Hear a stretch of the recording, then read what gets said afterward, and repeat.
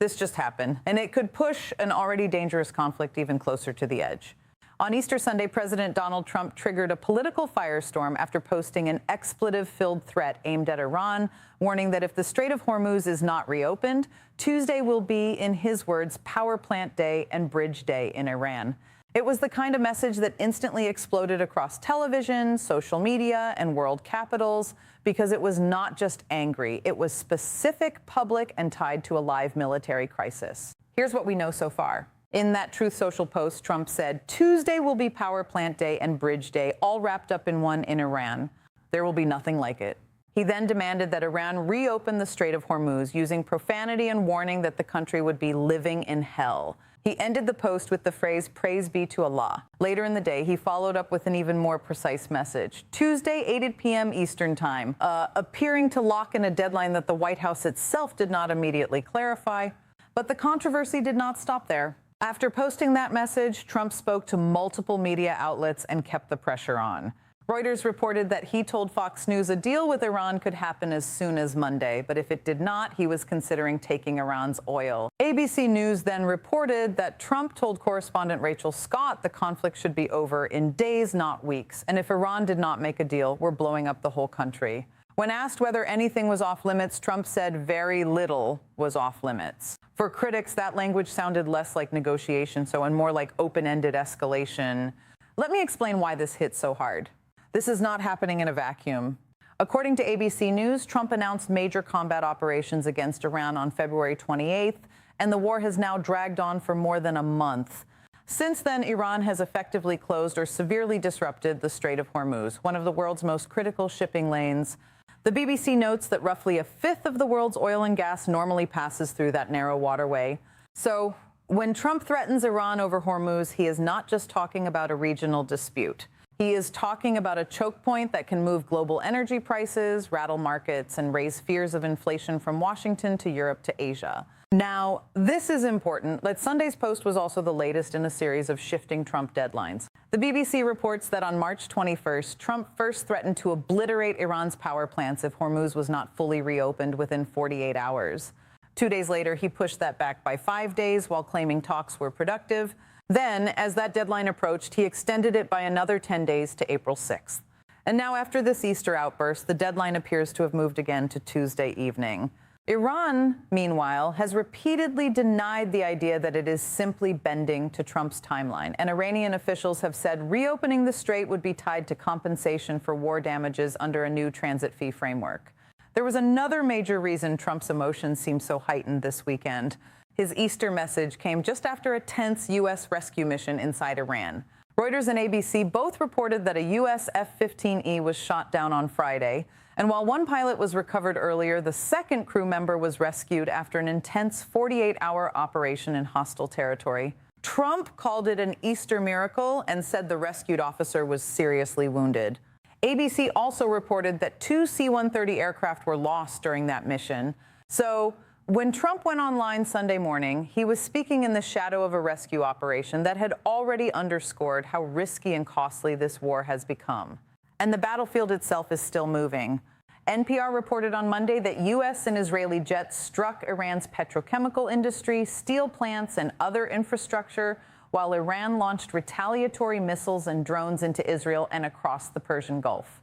Iranian missiles hit Haifa and other parts of Israel, while Gulf states faced fresh threats as well. ABC reported that Qatar said it intercepted 2 cruise missiles and multiple drones launched from Iran on Sunday. Reuters separately reported that Iran's Revolutionary Guards claimed responsibility for attacks on petrochemical facilities in the UAE, Kuwait, and Bahrain, while warning that attacks on U.S. economic interests would intensify if strikes on civilian targets in Iran continued. So yes, this is about rhetoric, but it is also about a very real military and economic crisis that is spreading across the region. In Haifa, a residential building was hit by an Iranian ballistic missile, leaving people injured. Gulf energy facilities have also been drawn into the conflict, and each new strike makes the diplomatic window smaller. That is why Trump's social media language matters far beyond Washington politics. In moments like this, words can move armies, markets, and public fear all at once. When a sitting U.S. president publicly threatens power plants and bridges while missiles are already flying, the world hears more than bluster. It hears a possible next step, But here's where it gets interesting. Even as Trump escalated his language, diplomacy did not die. In fact, Reuters reported on Monday that Iran and the United States had received a proposal for an immediate ceasefire and a broader framework that could reopen the Strait of Hormuz right away. The plan, reportedly pushed through Pakistan and discussed with other regional mediators, lays out a two-stage process. First, an immediate halt to hostilities, then a wider settlement over the following 15 to 20 days. Reuters said the proposal could become the basis of what is being informally called the Islamabad Accord. That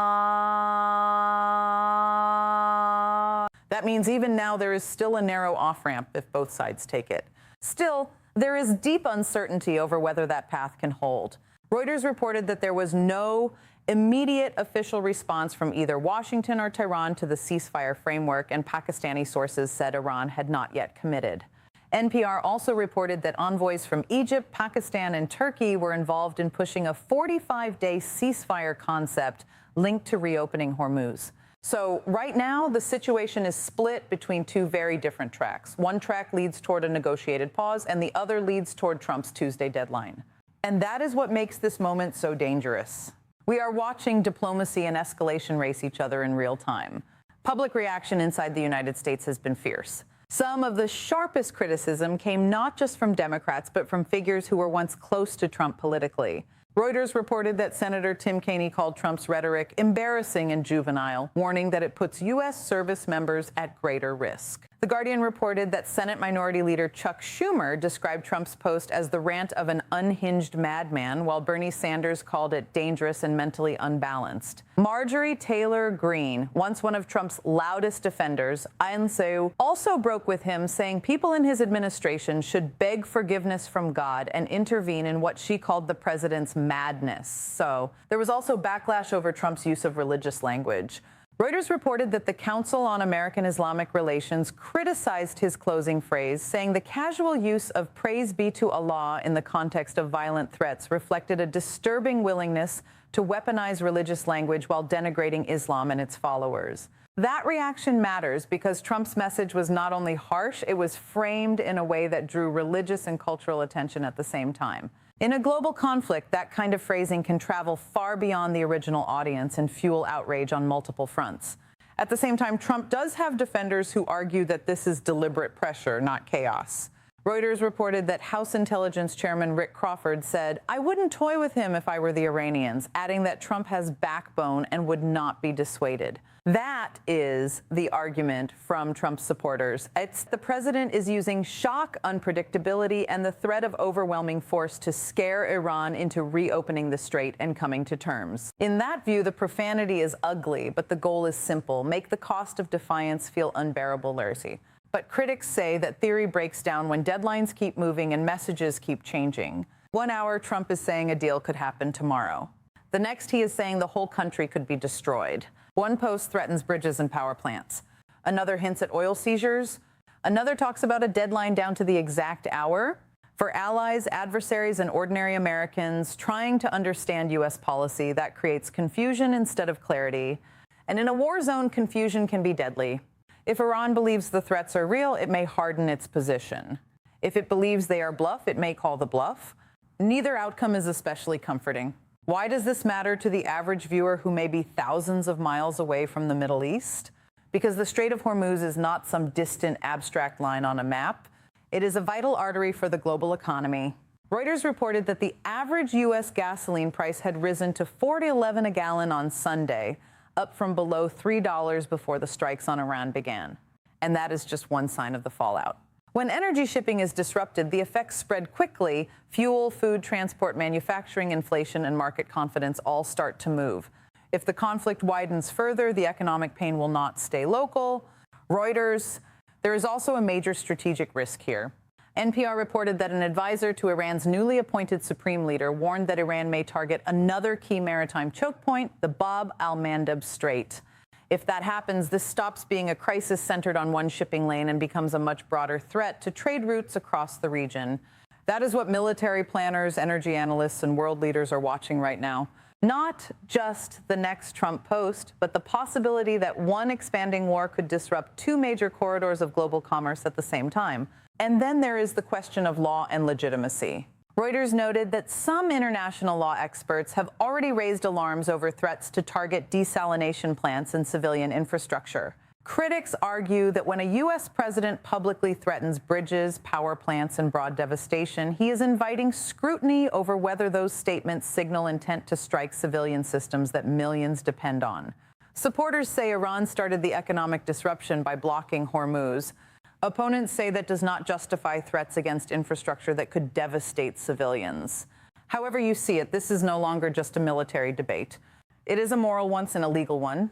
So where does this go next? As of now, the story is moving on two clocks. One is Trump's clock, the public deadline he has tied to Tuesday evening, with threats of major action if Iran does not yield. The other is the diplomatic clock, the ceasefire proposal being pushed by regional mediators, which could reopen Hormuz and begin a broader settlement if both sides say yes. The problem is that those clocks may not be aligned. If the rhetoric outruns the talks, the region could see another round of escalation before diplomacy has a chance to work. For now, the headline is simple, even if the reality is not. On Easter Sunday, Donald Trump delivered one of the most explosive messages of this war, threatening Iranian infrastructure, cursing openly on social media, floating the destruction of an entire country in television interviews, and forcing the world to ask whether this was negotiation by intimidation or the sound of a crisis spinning further out of control. That is why the backlash has been so immediate. This was not just another political post. It was a wartime threat from the President of the United States delivered in front of the entire world. And now the question is the one that matters most. Is this the final pressure before a deal or the warning shot before something much bigger? Let me know what you think. Was this hardball diplomacy in a moment of crisis, or did the president just make a dangerous war even harder to contain?